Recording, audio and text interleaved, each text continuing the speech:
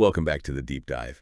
Today we are opening up a book that essentially serves as the bridge between Wall Street and Main Street. It really does. We're talking about Beating the Street by Peter Lynch. And honestly, just looking at the notes for this, I feel like we're about to decode some kind of magic trick.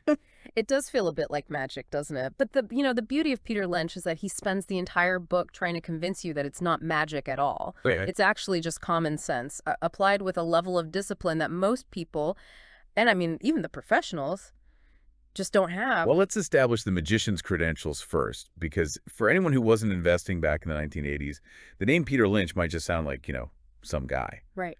But his track record at the Fidelity Magellan Fund it's ludicrous. Ludicrous is absolutely the right word. He ran Magellan for 13 years. And get this, if you had put just $1,000 into that fund the day he took over in 1977. Just $1,000. $1,000. And you just let it sit there until he retired in 1990, you wouldn't have doubled your money. You wouldn't have tripled it. Okay, give us a number. I'm ready. You would have $28,000. Wow. 28,000. That's 28 times your money in 13 years. Yeah. That is barely comprehensible. I mean, usually if you beat the market by 2 or 3% a year, you're considered a genius. He was absolutely crushing it. Exactly. And he wasn't doing it with a small, nimble fund the whole time. He grew the fund from about $18 million, Which is tiny. tiny, to $14 billion. He wasn't just steering a speedboat. By the end, he was steering an aircraft carrier and still maneuvering it like a jet ski. It's unheard of. And then, right at the absolute peak of his game, he quits. He just walks away. He does. And the way the book opens, it's not with some victory lap about his wealth. It's about, peanut butter sandwiches and operas. It's the Peter's Principle #1, as he calls it. It's a fantastic story. Yeah. He says he realized he knew the ticker symbols of 2,000 companies, but he couldn't remember his own children's birthdays. Oh, that hurts. Yeah. And he has this great line. He says, when the operas outnumber the football games 3-0, you know there is something wrong with your life. Which is charming, but it perfectly sets the stage for the book's entire mission. He retired from the professional game, and then he wrote this book specifically to tell the amateurs, the people sitting at home, that they can beat the professionals. That is the central tension of this entire deep dive. It's what he calls the little leaguers, that's us, the amateurs, versus the Burberry geniuses of Wall Street. I love that phrase, Burberry geniuses. And Lynch's thesis is controversial even today. He believes the amateur investor has a natural advantage over the professional money manager. Okay, I have to stop you there, because that sounds like a really nice motivational poster, but let's be real. The pros have Bloomberg terminals, they have armies of analysts, they have high-speed algorithms running on supercomputers. I have an iPhone and maybe a hunch. How on earth do I have the advantage? It comes down to structural freedom. And to prove it, we absolutely have to talk about the miracle of St. Agnes. I was hoping we'd start here. This is, hands down, my favorite part of the research for this. So picture this. It's 1990. Lynch is teaching a class at the St. Agnes School in Arlington, Massachusetts. Okay. But this isn't an MBA class at Harvard. It's a class of 7th graders. 12 and 13-year-olds. Seriously. Right. And these kids, as part of the class, are managing a model stock portfolio. Lynch wants to see how they do against the S&P 500 and, more importantly, against the high-paid mutual fund managers on Wall Street. So you literally have 7th graders versus Wall Street. What happened? Over a 2-year period, the S&P 500, which is, the benchmark for the whole market, it was up about 26%, which is a good run. That's a solid return. You take that every 2 years. Absolutely. The St. Agnes 7th grade portfolio was up 70%. 70. 70%. They outperformed 99% of all professional equity mutual funds in existence at the time. So a bunch of kids in a classroom beat the guys in the $1,000 suits. They didn't just beat them, they lapped them. Okay, did they have insider information? Were they secret math geniuses? What was the trick? No trick. They were just observant consumers. They used a strategy Lynch calls invest in what you know. It's that simple. They sat around the classroom and just talked about what they liked. Okay, give me some examples. What were they buying? Well, they looked at their own feet. They saw that everyone in the school was wearing Nikes. They all wanted them. So they researched Nike. Makes sense. They looked at the jeans they were wearing. They all loved the Gap. And this is my favorite detail. One student specifically mentioned liking the pockets on the jeans. Wait, they bought a stock because they like the pockets. It sounds silly, doesn't it? But stop and think about what that signal actually means. It means the product is resonating perfectly with its target demographic. It means something is working. That's a good point. It's a real-world data point. Exactly. They also like drawing, so they looked at the markers they used, which turned out to be made by a subsidiary of Disney, so they bought Disney. So they basically just bought whatever was popular in the school cafeteria. Not blindly, and this is a really crucial distinction. They didn't just buy it on a whim. They identified the trend first. Hey, we all love Gap jeans. But then they did the next step. They checked the earnings. They made sure the company was actually making money and wasn't a total mess. So they did their homework. They did the homework. But the source of the idea wasn't a spreadsheet or a Wall Street analyst report. It was reality. It was their own experience. Okay, but this is the big question then. Why couldn't a professional fund manager do that? Why didn't the guy at Fidelity just go to the mall and buy the Gap? This is where we get into what Lynch calls the institutional handicap. This is why you, the listener, have the edge. Imagine for a second you're a fund manager. You have a boss. You have a board of directors. And you have clients who can pull their money at any time. Okay, a lot of pressure. A ton of pressure. Now, if you buy IBM or General Electric, the big, safe blue chip stocks, and they go down, nobody gets mad at you. Right, everyone owns IBM. Exactly. If IBM drops, it's the market's fault. There's safety in numbers. But now imagine you go to your board of directors in 1990 and say, I'm putting 5% of our billion-dollar fund into this little retail chain called The Gap because some seventh graders told me they like the pockets on the jeans. They would laugh you out of the room, at best. Or fire you on the spot. It's called career risk. Professionals are terrified of looking stupid, so what do? They wait. They wait until the stock is validated by 10 other analysts. They wait until the annual report looks absolutely perfect. They wait until the stock has already doubled or tripled. So by the time it's considered safe for the professional to buy it, the big, easy money has already been made. Precisely. The St. Agnes kids didn't care about career risk. They didn't have a board of directors to impress. They just saw a product that was exploding in popularity, checked that the company was solid, and bought it. That is the amateur advantage. You can buy great things before Wall Street gives you permission. That makes a ton of sense. We're agile. They're like these sluggish cruise ships that take forever to turn. But there has to be a catch. Of course. Because if it were that easy, every amateur investor would be rich. And we know for a fact most retail investors actually underperform the market. They lose money. The catch is inside our own heads. The amateur has the intellectual advantage of agility, but they suffer from a massive, massive emotional disadvantage. Lynch calls it the weekend warrior syndrome. I feel like I know this person. I think I am this person. We all are at some point. Here's the scenario he paints. You do your research, you buy a great company, maybe it's that shoe company you love or that coffee shop. You feel good, you're happy. Then the weekend comes. You pick up the newspaper, or in today's terms, you open up your phone and start scrolling financial news. And it's just a horror show. It's a complete horror show. Inflation is spiking, war in the Middle East, recession is definitely looming. The dollar is about to collapse. Lynch talks about attending the Barron's Roundtable, which was this prestigious gathering of the smartest experts every January. Lynch himself was one of them. The absolute smartest guys in the room. You'd think, and he admits, if you go back and read the transcripts of those meetings, they were terrified. Every single year, they were always predicting gloom and doom.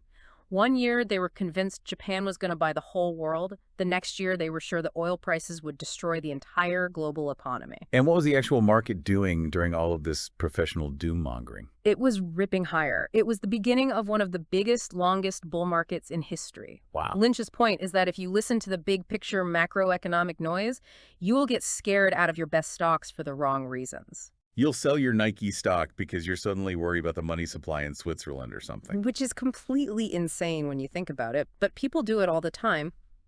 Lynch has this famous quote, "The key to making money in stocks is not getting scared out of them." It's so simple, but so profound. He differentiates between the head and the stomach. Okay, explain that. He says basically everyone has the brain power to make money in stocks. You just need fourth grade math to analyze a balance sheet. It's not rocket science. Okay. But not everyone has the stomach.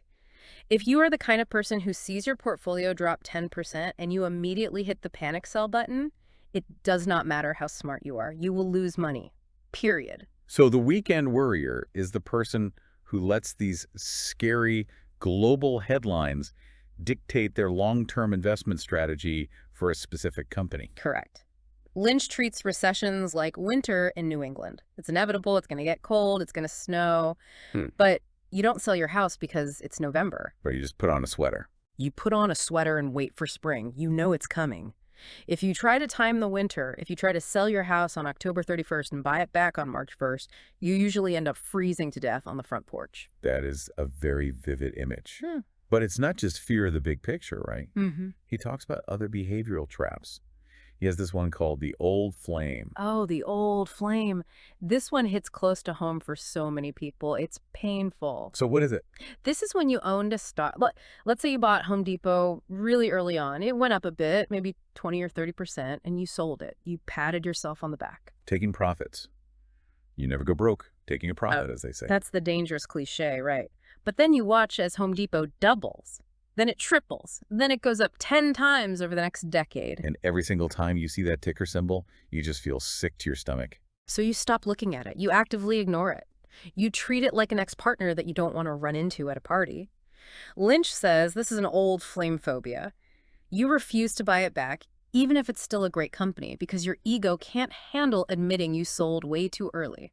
But the stock doesn't care about your feelings. The stock doesn't know you own it. It has no memory that you sold it.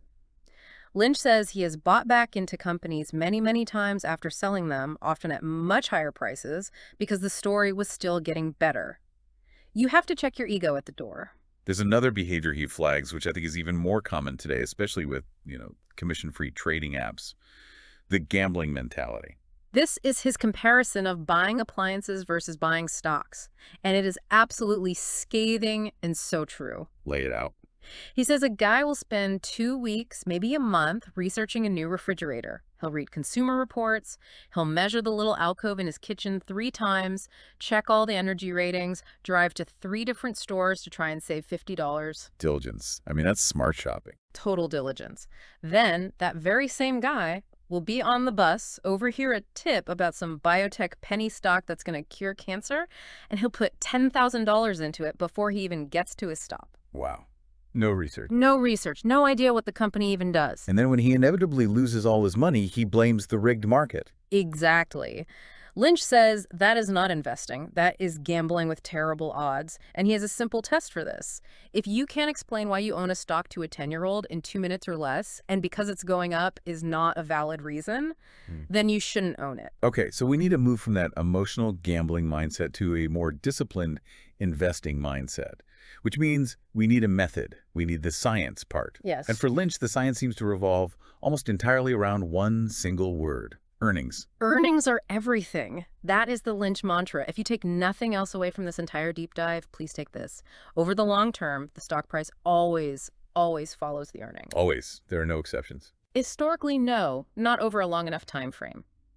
He describes these charts in the book, and they're really powerful. He just plots 2 lines, the earnings per share line and the stock price line. And what they look like. They just wiggle around each other. Sometimes the price gets a little ahead of the earnings, gets a little expensive. Sometimes it falls behind, gets cheap. But ultimately, they move in perfect lockstep up and to the right for a good company. So your job as an investor isn't really to predict the stock price day to day. No. It's to predict the direction of the earnings over the next few years. That's it. And this brings us to the most important practical metric in his entire toolkit, the PE ratio, the price to earnings ratio. Right. Everyone hears about the PE ratio, but I feel like most people just sort of nod along without really knowing what a good one is. Yeah. Is 10 good?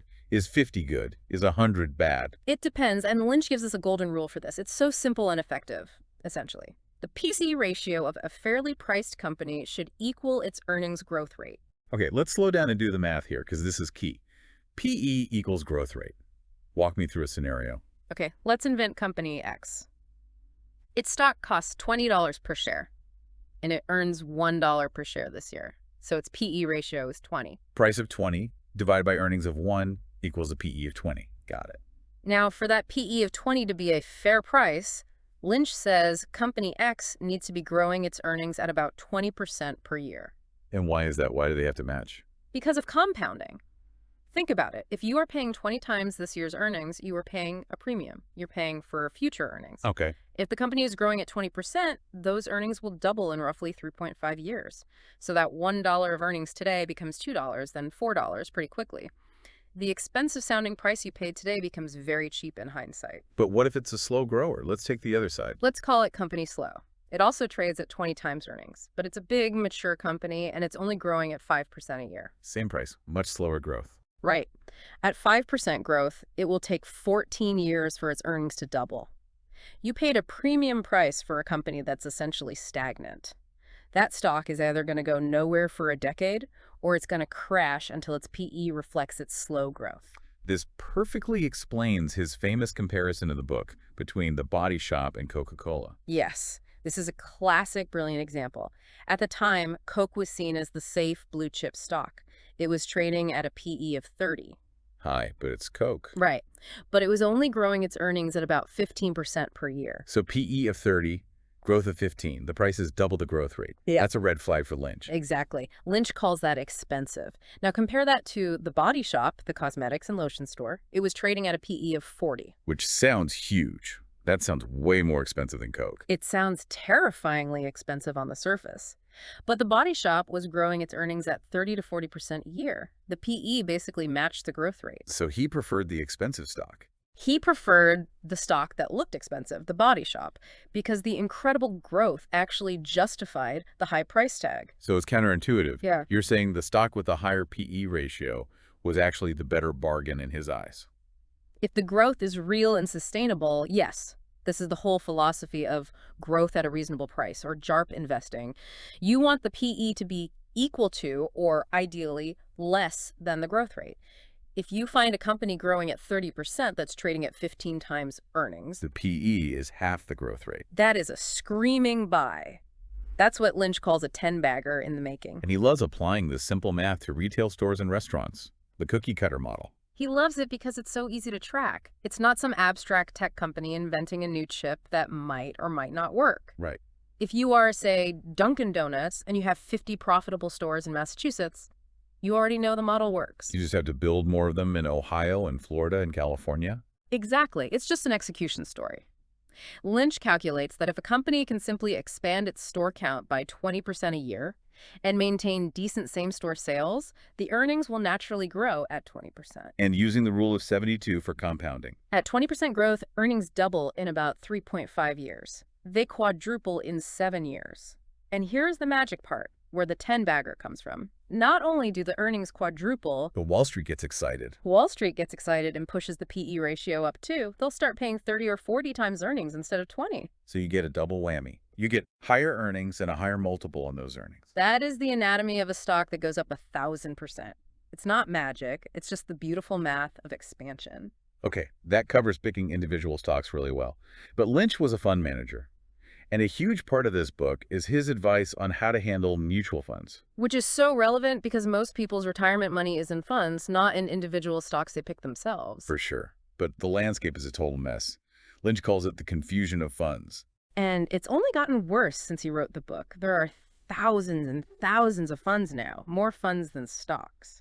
So what's the strategy? He says you can't just pick one. No, you need a strategy. He suggests building an all-star team of funds, like you're building a sports team. Like a fantasy football roster.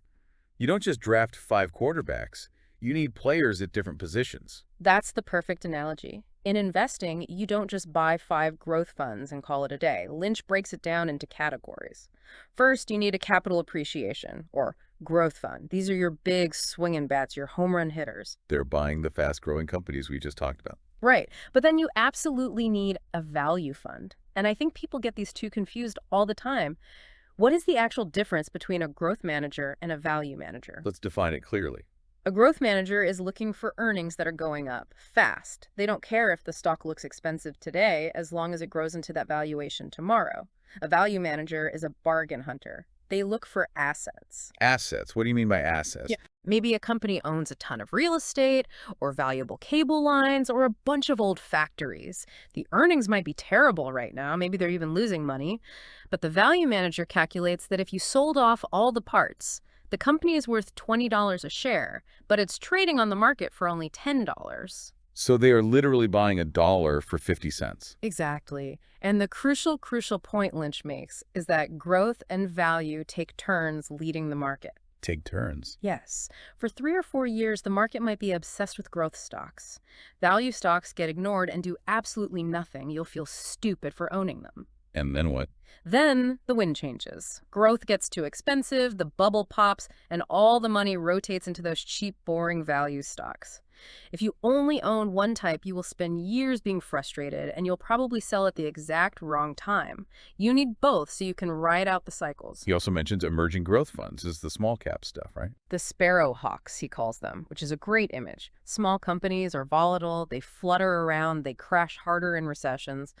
But historically, they bounce back faster and much higher than the big, lumbering, large companies, which he calls the buzzards. Speaking of small caps, there's a very specific, almost secret indicator he reveals in this section. It felt like reading a cheat code. The New Horizons indicator. It's a brilliant little market timing tool he used. Lynch would look at the T. Rowe Price New Horizons Fund.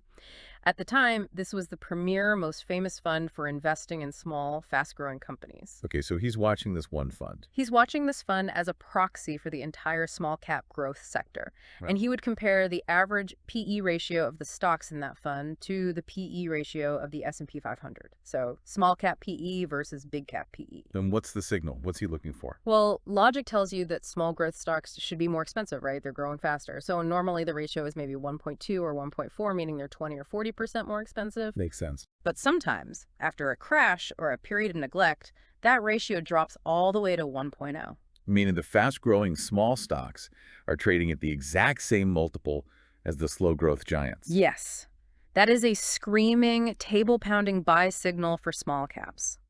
It means the market has irrationally beaten down the little guys. But on the flip side, the danger signal is when that ratio hits 2.0. When small caps are twice as expensive as the overall market? That means the crowd has gone crazy. It's a bubble. He says if you see that ratio at 2.0, you sell your small cap funds and you move your money to the big, boring value funds. It's a way to be a contrarian using hard data, not just a gut feeling. I love that. It's specific, Yeah. it's actionable. Okay, I want to move now to what I think is the most technical and, frankly, the most dangerous part of the book for amateurs, the Huh? sectors, specifically his chapter on cyclicals. Cyclicals are where amateurs get absolutely slaughtered. It's a minefield. So to be clear, these are companies like Ford, General Motors, steel companies, paper companies, chemicals. Right. Companies whose profits depend entirely on the health of the broader economy. If the economy is booming, they make a fortune. If the economy slows down, they start losing money fast. Lynch has a rule for investing in these, that if you just read it, it sounds like a typo. It does. For a normal growth stock, as we just discussed, we want a low PE ratio. We want to buy cheap. But for a cyclical, Lynch says, and this is a direct quote in spirit, buy when the PE is high GH, sell when the PE is low W. Okay, you have to explain this slowly, because everything in my body tells me that if I see a stock with a PE of 5, that's a bargain. And if I see a PE of 100, that's a massive ripoff. Why is it completely backwards for a company like Ford? It's all about focusing on the E, the earnings, and where they are in the cycle. Let's do the math. Imagine an auto company. In a fantastic boom year, they are crushing it. The factories are running 247. They earn $10 a share. The stock is flying high at $50. Okay, so the PE is 5. Price of 50 divided by earnings of 10. A super low PE, it looks incredibly cheap.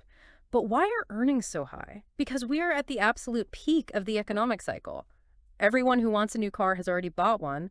The company can't possibly sell more. It can't get any better. So the only way to go is down. Exactly. The cycle turns. A recession hits. Suddenly, nobody is buying new cars. Those wonderful $10 in earnings crash to maybe just $0.10. Ouch. That's a collapse. And the stock price collapses with it. Maybe it drops all the way to $10. But look at the PE ratio now. The price is $10. The earnings are just $0.10. What is the PE? 10 divided by 0.1 is 100. Bingo. The PE spiked to 100 because the earnings collapsed. A high PE in a cyclical company means the business is at rock bottom. The factories are idle. Everyone is pessimistic. Things are terrible. And since they are, by definition, cyclical. They will eventually bounce back. Buying a cyclical with a high PE means you are buying at the bottom of the cycle when things can only get better. Buying cyclical with low PE means you are buying at the top just before the crash. That is such a crucial mind-bending distinction. If you use the standard value investing rule on a car company, you will buy at the exact, perfect, wrong moment every single time. Which is why Lynch's other mantra is, know what you own. Is it a fast grower? Is it a slow grower? Or is it a cyclical? The rules are completely different, sometimes even opposite. Let's talk about another sector he loves, which is famously boring. Banks. And not the big Wall Street banks, but the small savings and loans. Lynch loves boring. He always said if a company has a boring name and does something dull, it's probably a great investment because no one is paying attention to it. And he loved regional banks. He loves them because they are simple, understandable businesses. He quotes the old 363 rule of banking. Rick is. Borrow money at 3%, lend it out at 6%, and be on the golf course by 3 p.m. It's a joke, but it highlights the simplicity of the model. Exactly. He doesn't want banks that are trading complex derivatives or betting on currency fluctuations in Asia. He wants banks that take deposits from the community and write mortgages for houses in that same community. But banks can go bust. We saw that in 2008. We saw it in the S&L crisis of the 80s that he was investing through. How does he screen for safety? He looks at one key number, the equity to assets ratio. Let's define that for people. It's basically a measure of how much of the bank's own money is backing up all the loans it has made. It's their financial cushion. If they make bad loans, how much can they lose before they're wiped out? Oh, what's a good number? Lynch says he wants to see an equity to assets ratio of over 7.5%, ideally higher. If a bank has a ratio of 10 or 12%, he calls it overcapitalized. It's a fortress. It's a fortress. It can easily survive a bad recession, and more importantly, it becomes a prime takeover target. Because bigger banks love to buy these small, safe, overcapitalized banks to expand their footprint. Exactly. And when your little bank gets bought out, the shareholder usually gets a nice 30 or 40% premium overnight. Lynch used to read a newsletter called The Thrift Digest. He called it his bedside thriller, just looking for these small, safe banks trading below their book value. Book value is another one of those terms we should clarify. Think of book value as the company's liquidation price. If the bank shut its doors today, paid off all its debts, sold every desk, every computer, and every building it owned, what would be left over for the shareholders? That's book value. And he was finding banks that were trading on the stock market for less than that amount. Yes, all the time. Imagine finding a wallet on the street with $100 cash in it and someone is selling it to you for $80. Why wouldn't you buy it? That's what buying a safe bank below book value is. It was basically free money, just waiting for someone patient enough to do the boring legwork. Legwork really is the consistent theme here, and he finds another great opportunity by applying that legwork to the mutual fund industry itself. The mutual fund company play. This is such a great business lesson beyond just investing. It's the classic picks and shovels strategy. Right. During the California gold rush, most of the miners who went out looking for gold went broke.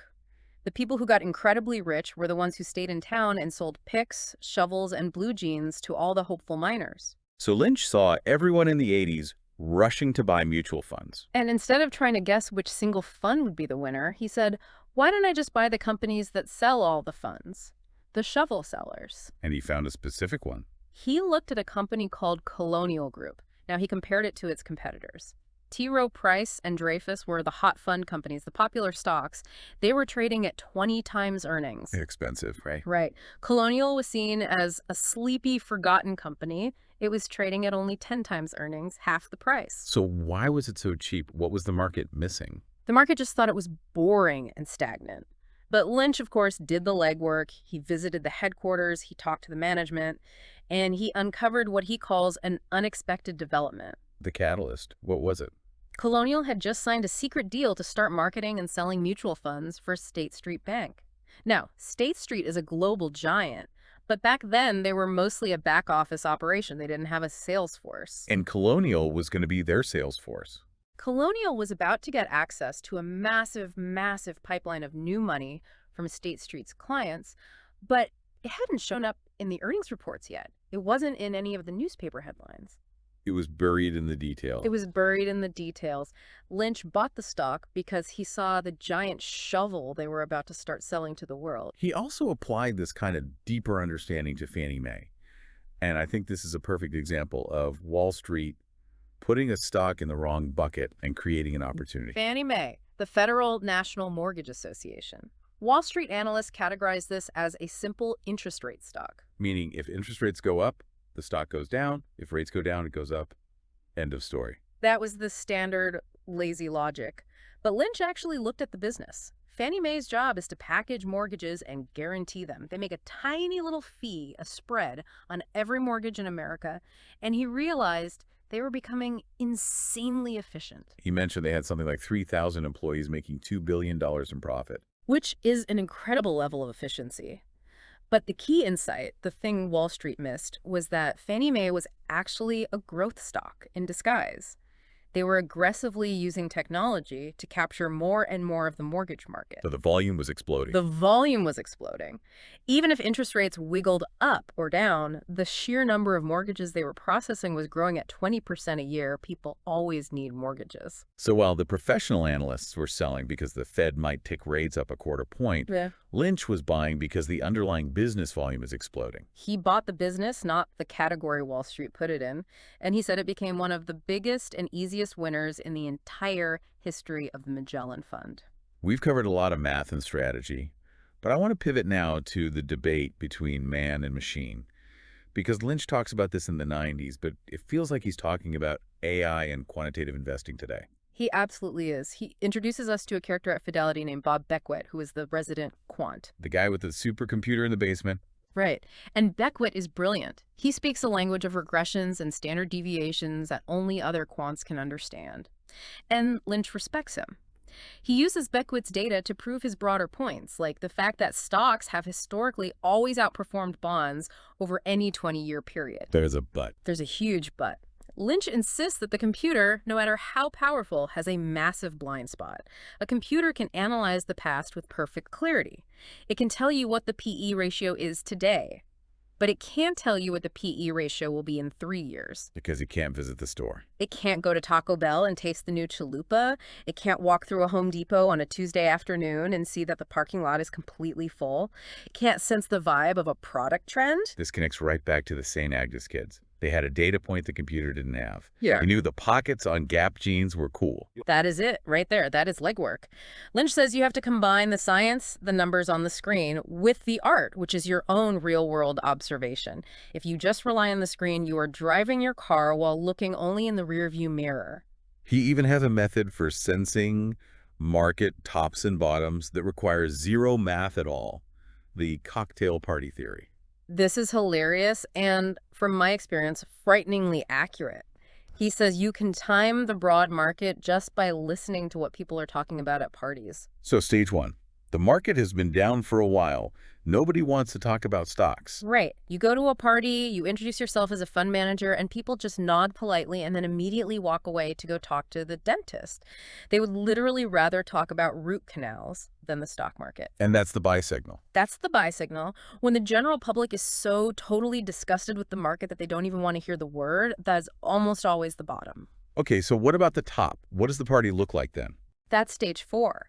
You're at the same party. People crowd around you. But they aren't asking you for advice. They are telling you which stocks to buy. Oh, you got to get into this new internet stock, or my cousin told me about this crypto thing. Exactly. Even the dentist is leaning in and giving you hot stock tips. Lynch says when your neighbors are telling the professionals what to buy, the market is overheated and ready to crash. It's pure behavioral finance. Euphoria marks the top. Despair marks the bottom. So let's say we've done our legwork. We've bought the stock. We ignore the cocktail party tips. How do we manage the portfolio going forward? He recommends a 6-month checkup. This is the discipline that stops you from being a weekend worrier. Don't check the stock price every day or every hour. It will drive you crazy. Instead, check the story every 6 months. And you ask yourself a couple of key questions. 1. Is the stock still attractively priced relative to its earnings? Is that PE to growth ratio still in a good place? And 2, the big one. What is happening with the company to make the earnings go up? Is the story still intact? And he says there are only 3 possible conclusions from this checkup. Conclusion A. The story has actually gotten better. They're opening stores faster than expected. A new product is a hit, but the price hasn't moved yet. In that case, you buy more. You double down on your winners. Conclusion B. The story has gotten worse. Inventory is piling up. Competitors are eating their lunch. Same-store sales are down. In that case, you sell. And it does not matter if you are taking a loss or a small gain. If the story is broken, you get out. And the third option, conclusion C. The story is basically unchanged. Everything is fine, just chugging along. The price is flat, earnings are flat. In that case, you can just hold. Mhm. Or, if you've done more legwork and found a better story elsewhere, you can rotate the money into the new idea. But notice what is not on that list. The price went down, so I'm panicking and selling. Exactly. Price is not the story. Price is just a distraction. The business is the story. But sometimes the price goes down because of genuinely bad news. And we have this old saying in investing, buy when there's blood in the streets, or buy on the sound of cannons. And Lynch adds a very, very important caveat to that. He calls it the cannons and trumpets fallacy. He says, yes, buy on bad news, but only if you are certain the company can survive the bad news. The survival check is crucial. It's everything. He uses the example of the Bank of New England in his time. The stock dropped from $40 to $20, and people thought, oh, it's half off, what a bargain. Then it dropped to $10, then $5, then $0. Why? Because the bank was insolvent, it had made a mountain of terrible loans, it was going bankrupt. The cannons you heard were actually blowing fatal holes in the hull of the ship. You don't board a sinking ship just because the ticket is cheap. So contrast that with a situation where you should buy on bad news. A great example he uses is something like master limited partnerships or MLPs. These are often companies that own boring things like pipelines or amusement parks. Like Cedar Fair, which he mentions. Right. Sometimes the prices of these perfectly good businesses drop because the big institutions, the mutual funds and pension funds, are all selling them off at once. And why are they all selling? Paperwork. MLPs have these complicated tax forms called K-1s. And for a giant mutual fund that owns 500 stocks, dealing with K-1s is a bureaucratic nightmare. It costs them time and money. So their internal rules just say, we don't own K-1 stocks. So they just dump them. So the price is dropping, not because the business is bad, but because the tax paperwork is annoying for big institutions. That is the perfect amateur opportunity. You, the individual investor, can handle 1 or 2 K-1 forms. It might take you an extra 20 minutes on your taxes, so you get to buy this great company at a depressed price and collect a high dividend yield, all because the pros are too lazy to do the paperwork. That is buying on cannons correctly. I love that. Paperwork arbitrage. Okay, we are coming toward the end of our time. We've covered St. Agnes, PE, math, cyclicals, and the whole psychology of the amateur investor. But I want to zoom out to the big picture, because Lynch ends this book with a message that feels, well, surprisingly optimistic. It is. And in our current era of 24-hour doomer news cycles, it's really refreshing to read. Lynch's ultimate philosophy is that the stock market is not a casino. It's not some abstract video game. It's a direct reflection of corporate America. It's real companies with real employees doing real things. Exactly. He says, look, people wake up in the morning, they wear pants, they eat breakfast, they drive cars, they use phones. As long as people fundamentally want to improve their lives, companies will grow and innovate to serve them. And his bet is that these companies are incredibly adaptable. Right. Even if the government raises taxes or inflation spikes or there's a terrible recession, good companies figure it out. They cut costs, they innovate, they find new markets. He says the bet is not on the stock market. The bet is on the resilience and creativity of the American economy. And historically, that has been a very, very good bet to make. Stocks outperform bonds and cash by a huge margin over any 20 or 30-year period. He has another great quote. Gentlemen who prefer bonds don't know what they are missing. If you park all your money in safe investments for 30 years, you are basically guaranteeing you won't be rich at the end. You need the growth engine of equities. But you have to treat it with respect. Invest in a stock like you would a poker game look at your cards. That is the final takeaway. Don't just bet blind on a hunch. Know what you own. Know the earnings, know the story, do the legwork. So here is our challenge to you, the listener. Peter Lynch found his best ideas at the mall and in the grocery store aisle. The St. Agnes Challenge. Exactly. For the next week, just pay attention. What product do you use every single day that you love? What store in your town is always crowded? What software or service is your company paying for that seems completely indispensable? Write it down. That is your lead. That is your unique edge over Wall Street. They don't see what you see. Then don't just go buy it. Go home. Do the next step. Look up the ticker symbol. Check the PE ratio. Check the earnings growth rate. Trust your eyes, but then verify with the math. If the PE matches the growth and the story is solid and getting better, well, maybe you found your own Magellan pick. And remember, if the market crashes next week while you're doing your research, just put on a sweater. It's only winter. Peter Lynch, everybody, a true legend for a reason. Thanks for diving in with us today. Happy investing.